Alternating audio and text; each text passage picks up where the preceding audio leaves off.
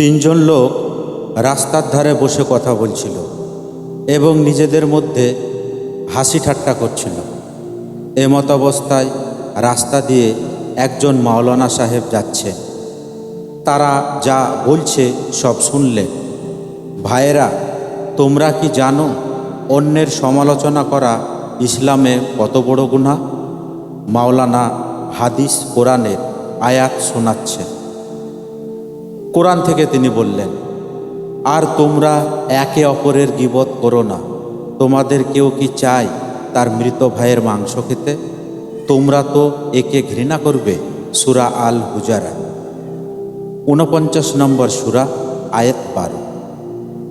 হাদিসে এসেছে, সহিহ মুসলিম, রাসূলুল্লাহ সাল্লাল্লাহু আলাইহি ওয়াসাল্লাম বলেছেন, তোমরা জানো গীবত কি? গীবত হলো তোমার ভাই সম্পর্কে এমন কিছু বলা যা সে পছন্দ করবে না।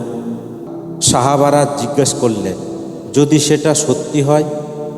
তিনি সাল্লাল্লাহু আলাইহি সাল্লাম বললেন, যদি সত্যি হয় তবে সেটাও গীবত, আর যদি মিথ্যা হয় তবে সেটা অপবাদ।